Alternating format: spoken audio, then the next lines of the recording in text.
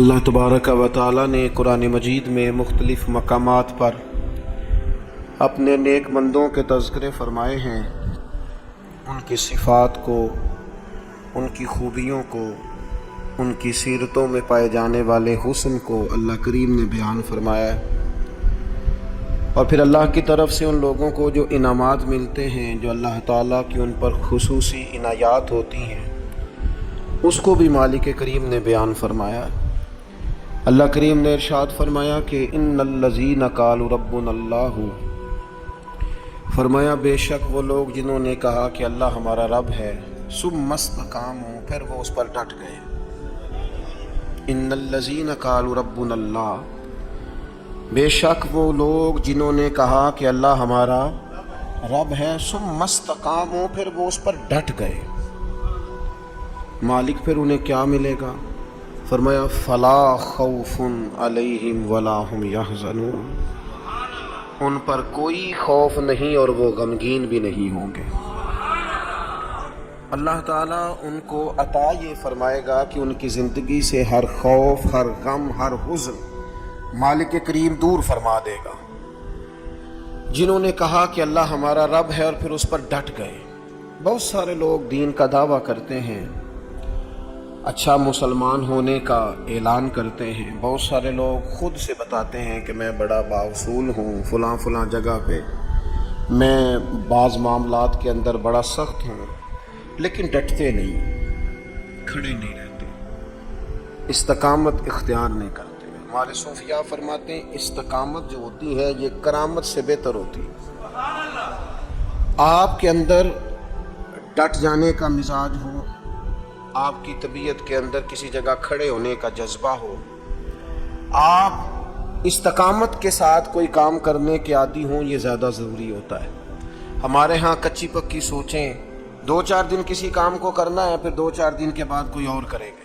تو اپنی زندگی کے اندر استقامت پیدا کریں۔ استقامت سب سے بڑا فائدہ یہ کرتی ہے کہ خوف اور غم کو دور کر دیتی ہے۔ تو جو بندہ ٹینشن فری ہو جائے، جس کے غم سارے دور ہو جائے، خوف سارا نکل جائے، تو میرا خیال ہے یہ زندگی میں بہت بڑی نعمت ہے کہ خوف اور غم سے بندہ آزاد ہو جائے۔ تو قرآن مجید نے اس کا نسخہ یہ بیان کیا ہے کہ پہلے کہو ہمارا رب اللہ ہے، پھر اس پہ ڈٹ جاؤ۔ بہت سارے لوگ تھے جو ڈٹے، ان کی تعداد بہت زیادہ ہے۔ نبی پاک صلی اللہ تعالیٰ علیہ وسلم کے تمام صحابہ ڈٹ گئے دین پر، پوری طرح انہوں نے اپنے اپنے مقام پر سٹینڈ لیا، پوری طرح اپنے قبیلوں، اپنے گھر والوں، اپنے رشتہ داروں، اپنے گلی محلے والوں کی، برادری والوں کی سخت ترین مخالفت برداشت کی، سوشل بائیکاٹ ہوئے، اعصاب شکن باتیں انہیں سننے کو ملی، لیکن وہ ڈٹ گئے۔ نتیجہ کیا نکلا؟ اللہ نے انہیں ہر خوف اور ہر غم سے آزاد فرما دیا۔ یہ بہت سارے لوگ ہیں، ان کی بہت ساری تعداد ہے، لیکن کچھ لوگ اس جماعت میں امامت کے درجے پر فائز ہیں۔ ان میں ایک بڑا نام امیر المومنین سیدنا فاروق اعظم رضی اللہ تعالیٰ عنہ۔ مسند احمد میں نبی پاک صلی اللہ تعالیٰ علیہ وسلم کا فرمان موجود ہے۔ حضور فرماتے ہیں میری امت میں دین کے معاملے میں جو بندہ سب سے زیادہ سخت ہے وہ عمر ابن خطاب ہے۔ دین کے معاملے میں عمر کے مزاج کے اندر سختی ہے، یہ شدت کے ساتھ لوگوں کو دین کی طرف مائل بھی کرتے ہیں، رغبت بھی دیتے ہیں، جذبے کے ساتھ، انشراح صدر کے ساتھ، ذوق شوق کے ساتھ دین کے معاملے میں۔ ذات کے ہمارے اندر بھی سختی ہوتی ہے، شدت ہوتی ہے، لیکن زیادہ تر اپنی ذات کے معاملے میں ہوتی ہے۔ کوئی جو مرضی کرتا رہے، ہمیں اس سے کچھ لینا دینا نہیں، لیکن اگر ہمیں برا کہے گا پھر ایسا پوچھ نہیں لینا، پھر پورا مقابلہ نہیں کرنا، پھر گزر کے جائے کہاں، پھر تو دیکھ لینا کہاں تک بات جاتی ہے۔ تو حضرت فاروق اعظم رضی اللہ تعالیٰ عنہ کا یہ کمال تھا کہ انہوں نے پوری طرح طے کر لیا تھا کہ میرا دین ہی میرے لیے سارا کچھ ہے۔ دین کو اوڑھنا بچھونا بنا لیا۔ جب کچھ لوگ کچھ چیزیں طے کر لیتے ہیں، پھر ان پر ڈٹ جاتے ہیں، تو ان لوگوں کی زندگی کچھ مشکلات سے ضرور گزرتی ہے، لیکن ان کے پاس کوئی رستہ تو ہوتا ہے نا، کوئی ان کے پاس راہ تو ہوتی ہے نا گزرنے، کوئی آگے بڑھنے کا رستہ تو ان لوگوں کو میسر آتا ہے نا۔ تو میرے عزیز یاد رکھیں گے اور اس بات پر ہمیشہ کاربند رہیں گے کہ دینی معاملات کے اندر، حدود اللہ کے مسئلے، نفاذ شریعت کے مسئلے میں، رب رسول کے قانون کے مسئلے میں سیدنا فاروق اعظم رضی اللہ تعالیٰ عنہ کے مزاج کے اندر بہت زیادہ اللہ تبارک و تعالیٰ نے جذبہ رکھا ہوا تھا۔ پھر دوسری بات یہ تھی کہ حضرت عمر فاروق رضی اللہ تعالیٰ عنہ نے نا دنیا داری کی طرف توجہ نہیں کی۔ انسان کی سب سے بڑی کمزوری یہ ہوتی ہے کہ جب وہ مال کی طرف مائل ہونے لگ جاتا ہے نا، جب وہ دنیاوی آسائشوں میں زیادہ الجھ جاتا ہے، جب اس کی توجہ زیادہ تر دنیا میں نت نئے آنے والی سہولت کی طرف بڑھتی ہے، نت نئے آنے والے فیشن کی طرف بڑھتی ہے، نت نئی آنے والی چیزیں اسے اپنی طرف مائل کرتی، تو وہ روحانی طور پر کمزور ہوتا جاتا ہے۔ حضرت فاروق اعظم رضی اللہ تعالیٰ عنہ سردار تھے، اپنے قبیلے کے سمجھدار آدمی تھے، معاملہ فہم تھے، تدبر والے تھے۔ پھر اللہ نے موقع دیا اور انہیں اس منصب پر بٹھایا جو بہت بڑا منصب تھا، وہ مسلمانوں کے امیر بن گئے، نبی پاک علیہ السلام کے جانشین بن کر وہ بیٹھے، اور ان کے دور میں اللہ نے وسعت بھی عطا کی، بڑی بڑی فتوحات ہوئیں، بہت زیادہ مال غنیمت آیا، گنجائش آئی، اور دور کے تقاضوں سے بھی حضرت عمر پوری طرح آگاہ تھے۔ انہوں نے چھوٹے بچوں کے وظیفے مقرر کیے، پولیس کا محکمہ مقرر کیا، فوجیوں کی تنخواہیں لگائیں، اساتذہ کے معاملات دیکھے، علمی مذاکرے کیے، 4000 سے زیادہ مساجد کی تعمیر کی۔ اتنے سارے کام حضرت فاروق اعظم نے کیے، معاشرے کی جتنی بھی ضروریات تھیں ان سب سے حضرت عمر آگاہ تھے، لیکن ان کی کیفیت یہ تھی کہ صحابہ کرام فرماتے ہیں جب بھی ہم نے انہیں خطبہ دیتے دیکھا ان کے کرتے پر 3 پیبند لگے ہوتے تھے، نہیں انہیں پتہ سارا تھا، شعور سارا تھا، کپڑے خریدنے کا سلیقہ، کپڑے خریدنے کی طاقت، پہننے کا ڈھب، دور کے تقاضوں سے پوری آگاہی تھی، لیکن انہوں نے وہ سادگی کو، اور وہ جو سادگی میں خوبصورتی ہوتی ہے اس کے حسن کو کسی مقام پر ضائع نہیں کیا۔ اللہ تعالیٰ نے انہیں فضیلت عطا کی، اور یہ سادگی ان کی اتنی زیادہ معروف تھی، اتنی زیادہ معروف تھی، جو بندہ دنیا دار نہیں نہ ہوتا پھر وہ بزدل بھی نہیں ہوتا، اسے مال سے، شہرت سے، لوگوں کی گڈ بک میں آنے کا بہت زیادہ شوق نہیں نہ ہوتا، اس بندے میں فکری کمزوری اور فکری انتشار بھی پیدا نہیں ہوتا۔ حضرت سعد بن ابی وقاص رضی اللہ تعالیٰ عنہ فرمایا کرتے تھے کہ عمر فاروق نے کوئی زیادہ تقدیم نہیں کی ہم سے اسلام لانے میں، بہت سارے لوگ مقدم تھے، بہت سارے لوگ ان سے پہلے اسلام لائے، لیکن آپ فرماتے ہیں وہ آگے لوگوں سے کیوں نکل گئے، بہت سارے لوگوں سے زیادہ درجہ کیوں پا گئے؟ اس لیے پا گئے کہ انہوں نے دنیا داری کی طرف توجہ نہیں فرمائی، زیادہ مال کی طرف، دولت کی طرف۔ ہم دیکھتے ہیں کسی نہ کسی مقام پر آ کر لوگوں کی توجہ دولت اپنی طرف کر لیتی ہے، شہرت اپنی طرف کر لیتی ہے۔ نتیجہ کیا نکلتا ہے؟ نتیجہ یہ نکلتا ہے کہ انسان اگر مقاصد کے لیے نکلا ہوا ہوتا ہے نا، اگر انسان کوئی بڑے کام کرنے کے لیے نکلا ہوتا ہے تو پھر اس کو نہ تھوڑی سی دولت میں وہ چونکہ بند ہو جاتا ہے تو مقاصد حسنہ اس کے ضائع ہو جاتے ہیں۔ تو حضرت عمر فاروق کا پھر ایک اور بات میں نے دیکھی ہے، پروٹوکول لینا، شان بتانا، اور اپنے لیے مفت کا اعزاز مانگنا، یہ بہت سارے لوگوں کا وتیرہ بن گیا، کسی نہ کسی سفارش کے روپ میں، کسی نہ کسی نام کے روپ میں، کسی نہ کسی تعارف کے رنگ میں کہتے ہیں مجھے ذرا تھوڑا سا نا لوگوں سے ہٹ کے پروٹوکول چاہیے، میں کوئی خاص پرسنالٹی ہوں۔ یہ اتنا بڑا نقص ہے معاشرے کا، اتنا بڑا نقص ہے کہ 2 4 5 لوگ بہت سارے لوگوں کو تکلیف میں مبتلا کر دیتے ہیں، بہت سارے لوگوں کو آزمائش میں ڈال دیتے ہیں۔ ایک آدمی روڈ پہ چڑھا ہوا ہے، وہ کیا ہے، وہ VIP ہے، لیکن اس کے نتیجے میں کتنے لوگوں کا سفر مشکل ہو گیا، کتنی ایمبولینس تھی جن کا گزرنا مشکل ہو گیا، کتنے لوگ تھے جو تکلیف اور اذیت میں آ گئے، لیکن اس کا پروٹوکول جاری ہے۔ اور پھر اعزازات، پھر بڑی بڑی باتیں۔ صحابہ فرماتے ہیں فاروق اعظم 22 لاکھ مربع میل کے حکمران تھے، لیکن جب وہ حج پہ گئے نا، کوئی اضافی پروٹوکول نہیں، کوئی الگ سے ان کے لیے خیمہ نہیں لگتا تھا، خود حضرت فاروق اعظم اپنی چادر اتارتے اور درخت پر دیکھتے جہاں چند ٹہنیاں ملی ہوتی ان پر چادر ڈال کے سایہ کرتے اور ان کے نیچے آرام کر لیتے۔ جب آپ کا پروٹوکول ہوتا ہے نا، جب آپ کا اعزاز ہوتا ہے، جب آپ کی کوئی شان ہوتی ہے، تو جن سے آپ پروٹوکول مانگ رہے ہوتے ہیں نا، انہیں آپ نے تکلیف میں ڈالا ہوا ہوتا ہے۔ خوبصورتی انسان کی یہ ہے کہ وہ کسی پر بوجھ نہ بنے، تکلیف نہ کسی بندے کو اس کی وجہ سے ہو۔ بعض لوگ آ جاتے ہیں نا کہیں تو مصیبت کھڑی ہو جاتی ہے، وہ گھر والوں سے طرح طرح کے مطالبات کرتے ہیں. تو سیدنا فاروق اعظم کی طبیعت میں کوئی پروٹوکول نہیں, کسی قسم کی کوئی تکلیف کسی کو دینا یہ حضرت عمر گوارا نہیں کرتے. پھر دوسری بات یہ تھی کہ مزاج کے اندر جو بہت زیادہ عاجزی تھی نا, جو انکساری تھی. بچے کھیل رہے تھے,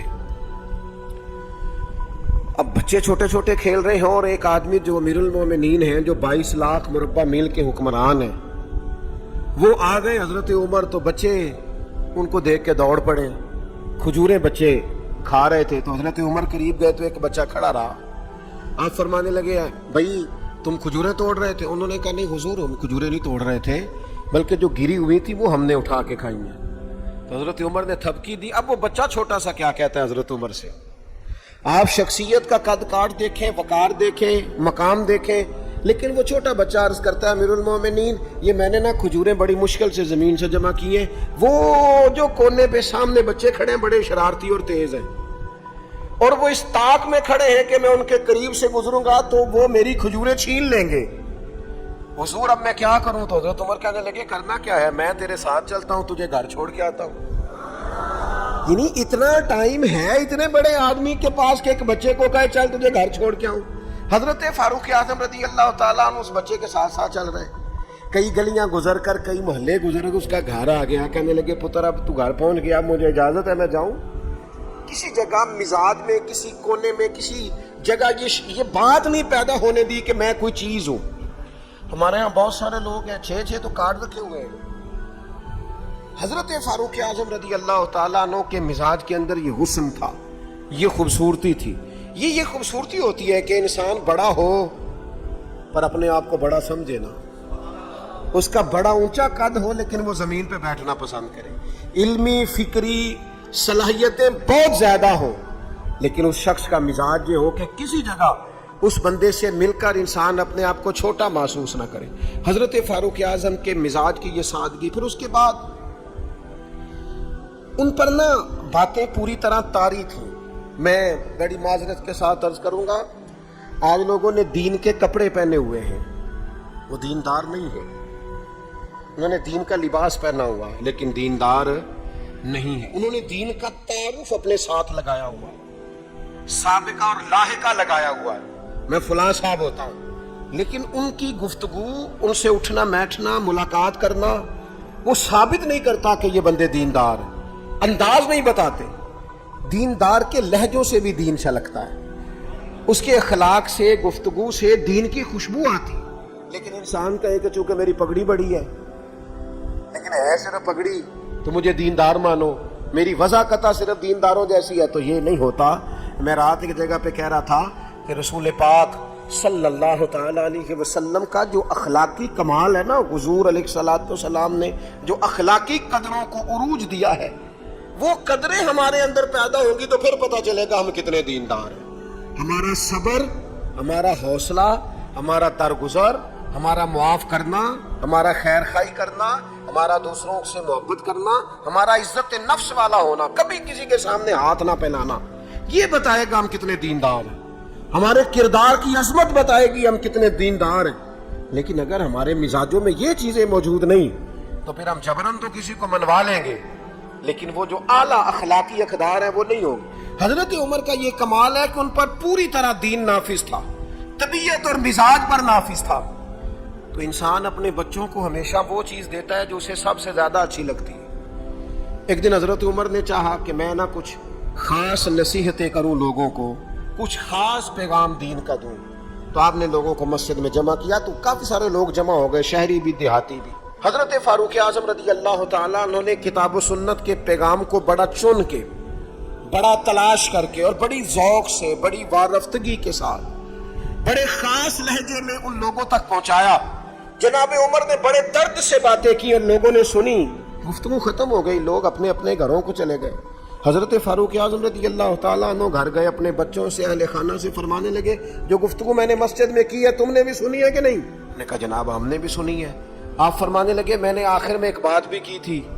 کہا جی ہاں آپ نے آخر میں کہا تھا جس نے میری بات پر عمل نہ کیا میں سزا بھی دوں گا, کوڑا بھی اٹھے گا, حد بھی جاری ہوگی.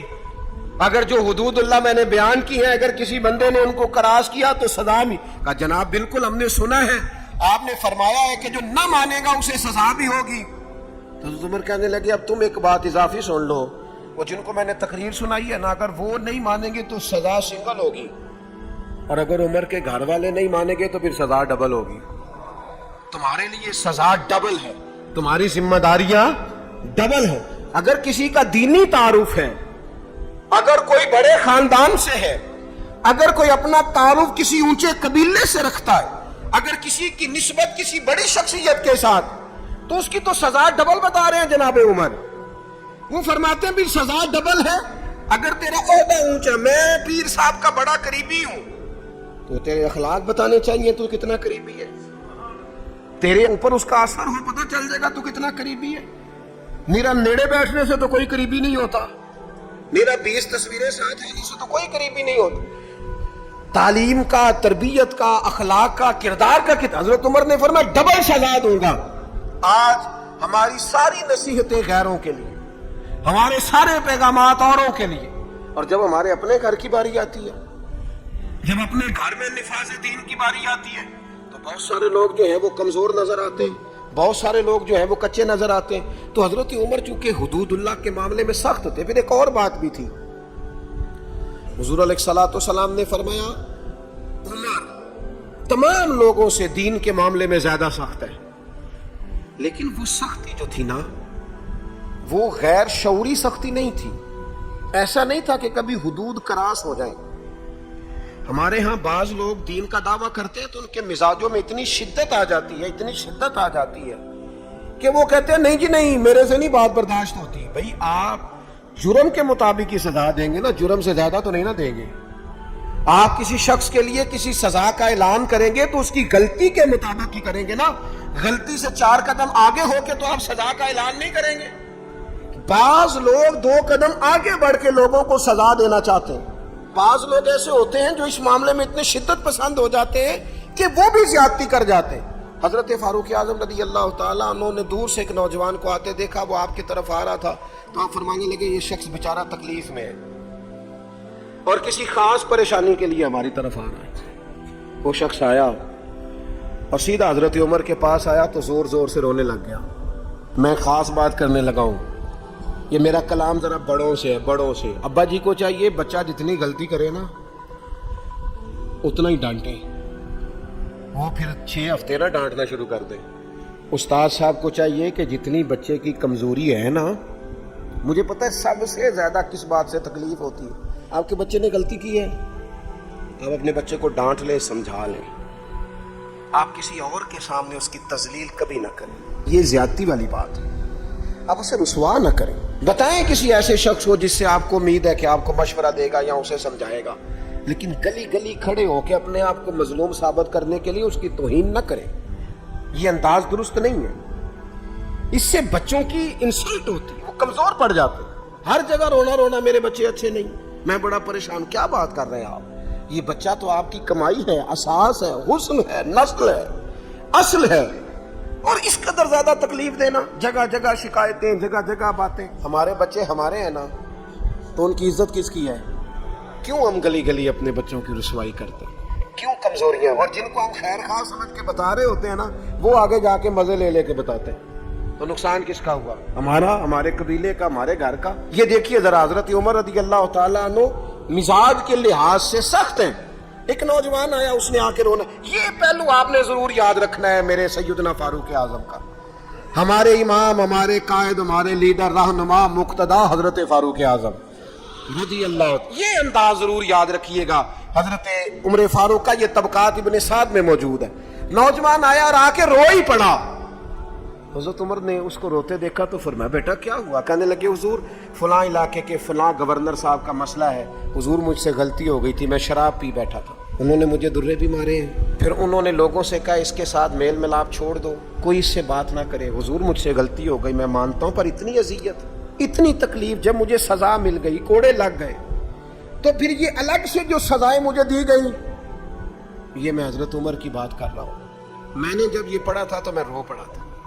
حضرت فاروق اعظم نے اس نوجوان کی بات سنی، سنو میں کیا کہہ رہا ہوں، اس گناہگار کی بات سنی، اس گناہگار کی بات سنی تو حضرت عمر رو پڑے اور فرمایا بلاؤ نا ان گورنر صاحب کو۔ وہ بھی بڑے سمجھدار باوقار بڑے آدمی تھے، بلایا اور بلا کے فرمایا آپ کا اس جرم پر غصہ بالکل ٹھیک، لیکن آپ کو کس نے اجازت دی کہ آپ اسے اتنی تکلیف دیں؟ آپ نے کوڑے مار لیے جو سزا بنتی تھی، اور پھر آپ نے کیوں کر کے لوگوں سے کہا اسے ملنا جلنا چھوڑ دے؟ فرمایا اب میں آپ کو حکمن کہتا ہوں اگر آج کے بعد آپ نے کوئی ایسا کام کیا تو میں آپ کو سزا دوں گا۔ فرمانے لگے آپ نے کہا تھا نا لوگ ان سے ملے جلے نہ، فرمایا اب آپ ہی لوگوں سے کہیں ان سے ملاقات شروع کریں۔ جب انہوں نے توبہ کر لی، اپنا گناہ مان لیا، جب اقرار کر لیا، معافی مانگ لی، اب سزا کا کیا معنی ہوا؟ اب تکلیف کا کیا معنی ہوا؟ سیدنا فاروق اعظم رضی اللہ تعالیٰ عنہ فرمانے لگے اگر یہ سچی توبہ کر لے تو پھر تو ان کی گواہی بھی قبول کی جائے گی، ان کی گواہی تک ہم قبول کریں گے۔ وہ کسی نے کہا تھا الجھے الجھے بکھرے بکھرے روز و شب دیکھے گا کون، لوگ تیرا جرم دیکھیں گے سبب دیکھے گا کون۔ لوگ معافی نہیں دیتے، لوگ درگزر ہی نہیں کرتے، انسانوں سے غلطیاں ہو جاتی ہیں، لیکن اگر کسی نے توبہ کر لی، اور صحیح حدیث میں موجود ہے نبی پاک علیہ السلام نے فرمایا اگر کبھی کسی بندے سے کوئی گناہ ہو گیا پھر اس نے توبہ کر لی، اگر کسی نے اس بندے کو دوبارہ وہ گناہ یاد کرایا تو اللہ تعالیٰ اس بندے کو یاد کرانے والے کو سزا دے گا، مرنے سے پہلے پہلے اسے بھی اس گناہ میں مبتلا کر دے گا۔ تو حضرت عمر نے فرمایا تم نے 2 قدم بڑھ کے اذیت دی۔ وہ اعتدال میں رہنے کے قائل تھے، وہ نفاذ دین کے معاملے کے اندر حدود و قیود کے قائل تھے۔ ہم شدت پسندی کرتے ہیں، 2 قدم آگے۔ اور پھر حضرت عمر کی خواہش کیا تھی؟ میں بات سمیٹنے لگا ہوں، ایک بڑی خاص بات جو بڑی طبیعت کو بھاتی ہے اس پر آپ نے ضرور غور کرنا ہے۔ سیدنا فاروق اعظم نے ایک دن صحابہ کے بیچ بیٹھے تھے۔ ہمارے ہاں لوگ پتہ کیا کہتے ہیں؟ وہ کہتے ہیں پیسہ آ جائے، کاروبار چل جائیں، فیکٹریاں لگ جائیں اور معیشت اور معاشرت کے مسائل حل ہو جائیں، کاروبار وسیع ہو جائے، کھیت کھلیان کھل جائیں تو شاید انقلاب آ جائے گا۔ انقلاب ہمیشہ اچھے لوگوں سے آیا کرتا ہے۔ فیکٹریوں کے بہتر ہونے سے زیادہ ضروری یہ ہے کہ قوم دیانتدار ہو جائے۔ کاروبار تو چل ہی جائے گا لیکن اس سے پہلے ضروری یہ ہے کہ لوگ جد و جہد والے ہو جائیں، اخلاق والے، عبادت والے ہو جائیں۔ حضرت عمر بیٹھے تھے صحابہ کے درمیان، فرمایا بھئی اپنی اپنی خواہش کا اظہار کرو۔ تو ایک صحابی کہنے لگے میرا دل کرتا ہے میرے پاس بہت زیادہ سونا چاندی ہو، سارا اللہ کے راستے میں خیرات کر دو۔ تو حضرت عمر کہنے لگے آپ کی خواہش بڑی شاندار ہے، آپ بھی کوئی خواہش کیجیے۔ تو دوسرے صحابی عرض کرنے لگے انہوں نے سونا چاندی کہا، میرا دل کرتا ہے ہیرے جواہرات ہوں اور زمین ہیرے جواہرات سے بھر جائے اور میں ایک تنکا بھی بچا کے نہ رکھوں، سارا اللہ کی مخلوق میں تقسیم کر دوں۔